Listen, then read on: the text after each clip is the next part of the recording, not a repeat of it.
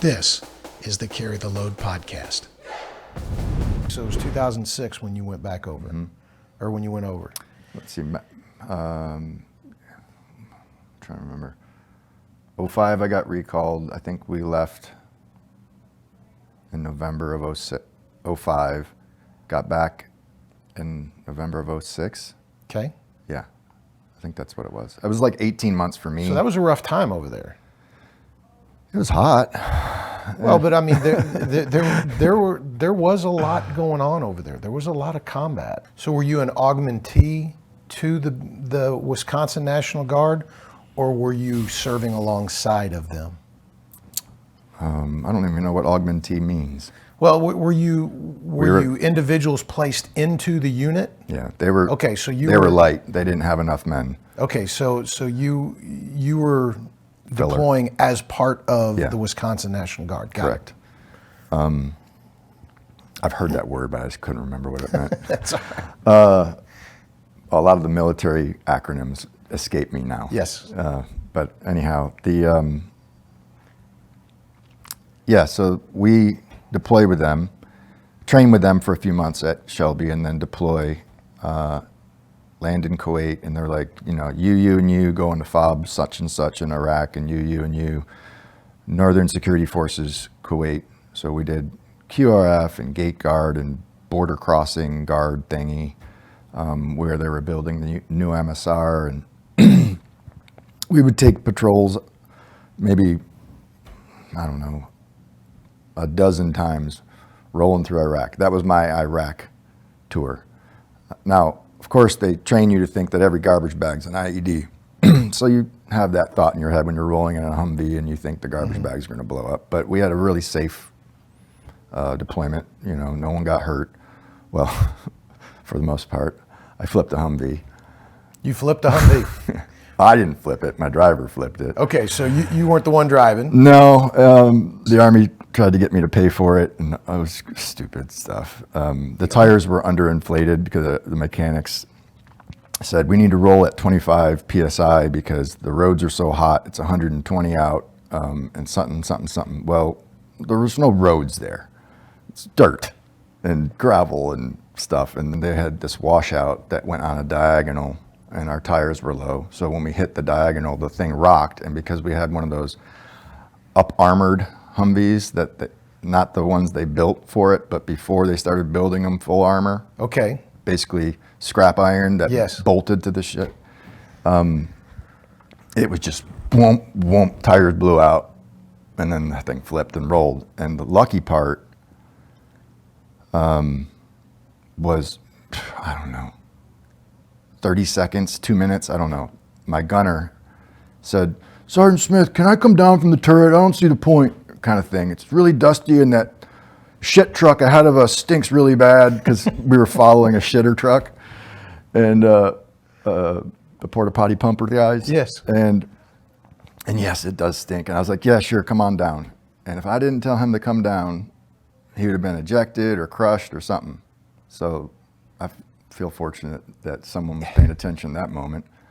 I got hit in the head with an ammo can, a 50 cal. Oh.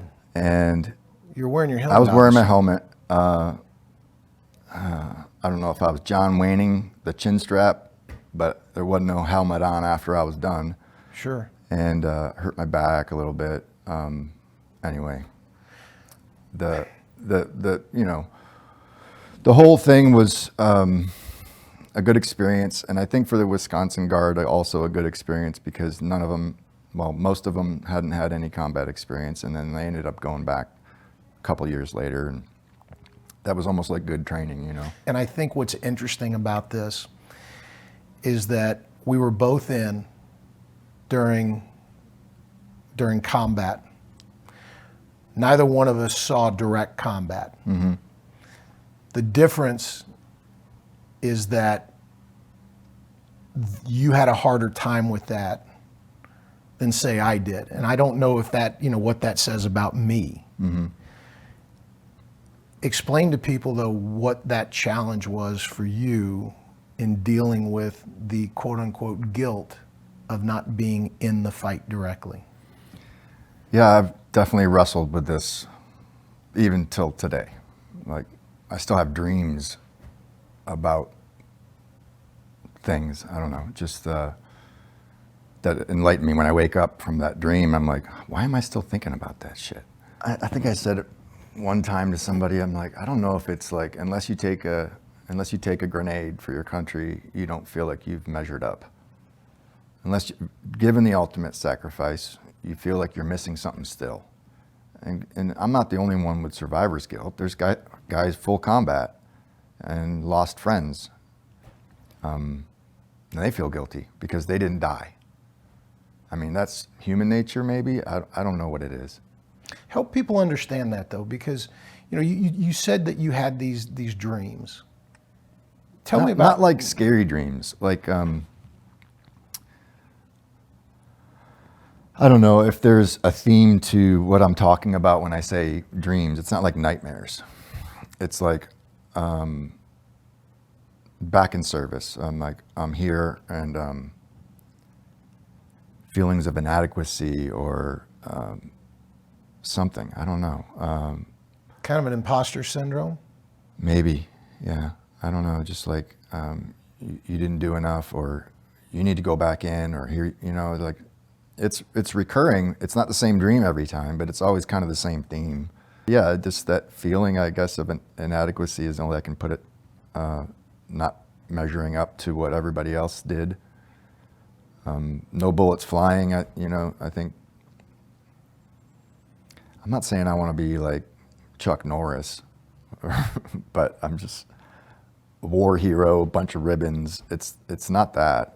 I don't know if it's just like, the question that I guess I'm asking myself is, did I do enough? And I try to tell myself yes. And lots of people tell me yes, but it doesn't stop the feeling. So I've tried to give wherever I can. Maybe that's where farm came in. James, my co-founder, along with Orlando and the XO and CO of that company, when we founded it, I don't remember the timeline, but somewhere around 2008, I had my kid, and I was reading up on, what to feed a baby. I don't know. And it dominoed and rabbit holed, and I started learning a little bit more and more about our food system and how it really just feeds us lots of calories, and making sure we have food on the table, but it's not necessarily good food. Right. It's keeping people happy because their stomachs are full, but they're not nutrient. They're starving. We're starving as Americans for nutrients. We have plenty of food, but it's not that great. And then there's the whole chemicals and pesticides and all that kind of stuff too. And not to get into it too much, but I basically just learned a lot, and I was like, well, I got a solution. I'm just gonna grow a garden. And this church said we can start a community garden.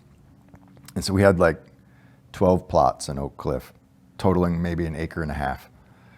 And we would bounce from plot to plot and set it all up and grow food. And then we got another one and another one. We had like 25 restaurants that we were composting all their waste stream.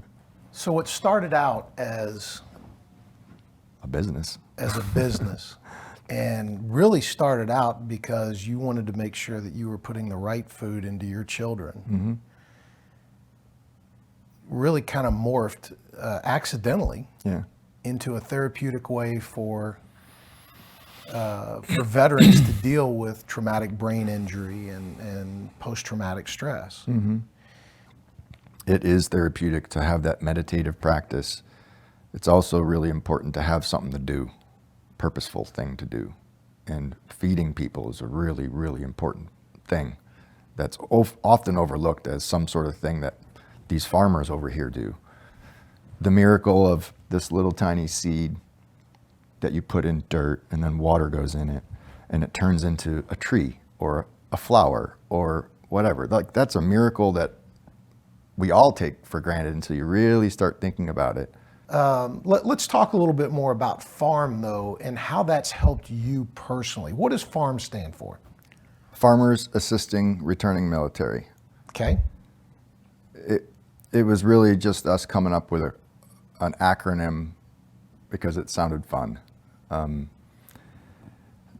But we were trying to come up with the name, I guess, was the first conceptualizing of things. We want to assist these guys that are coming back that are missing purpose and structure and meaning. And yes, it's therapeutic. So those are our pillars, I guess. The structure of farming is awesome. It's like waking up and doing PT. You don't realize how good that is for you until you get out of the military and you lose a little bit of it. Mm-hmm.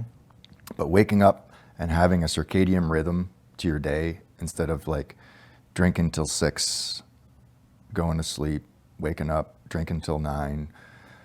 I don't mean PM. Well, maybe AM, but just saying, not having a really a strict regimen. So regimen and structure and purpose and all that stuff comes into that therapeutic part. The health and side of it. Mental health. If you got good food and you're out in the yard, there's that therapeutic nature of just the sun, vitamin D, and then the food that's going in your body, your mental health, your physical health. So maybe when your kids go to school, they learn more, they become smarter, they're better thinkers, less impulsive, no more ADHD, all the things. Like full spectrum, it could save a lot of headache and problems, solve a lot of issues. But then, you're not going to convince 100 million Americans to grow their own food until it's too expensive to do it. I want to talk about one other thing. And I know this is a challenge for you, but at what point did farming replace drinking?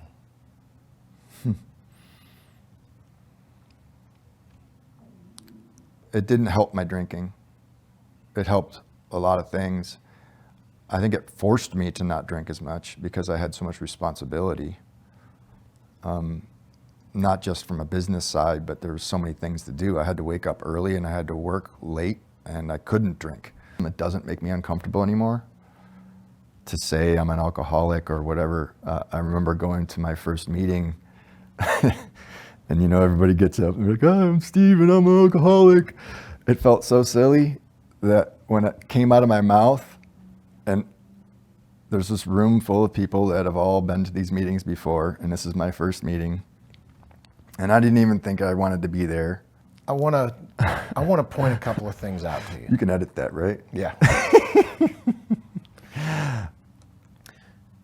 So I want to point a couple of things out to you. Mm-hmm. You've dealt with alcoholism. Mm-hmm. You've directly saved lives through your decisions. You've indirectly saved lives and contributed to the betterment of veterans returning. The guilt that you were feeling, again, I don't understand. But help me understand the lesson that you've taken away from all of these personal experiences, because no, you weren't in combat directly, but man, you've done some really positive things, Steve. What do you take away from all this? I just don't think I should stop giving. Just because if I tell myself that I'm good, I have no more guilt, I've done everything I can, I don't know that that's the right answer either. Like, I'm not saying guilt is good. Maybe we don't call it guilt anymore. Maybe we just say, giving, not giving. It's purpose. Having a purpose that, I guess gives back to society is not going to be something I'm going to give up on and say, "Oh, okay, I'm done." So, last question for you. Yeah. As you know, we're right around the corner from Carry the Load. Yeah, what a great day. Great event. Who are you carrying this year? The men that, every year I pretty much just feel like I have to carry those guys that gave me all these things that I've been able to do. I wouldn't be doing farm or farming, really, if it wasn't for the losses that my old unit experienced. So every carry a load event, I go by all those billboards and I'm staring at those dudes. I try not to just pick one. I'm just like, all you guys gave me what I have now that I'm able to give to these guys.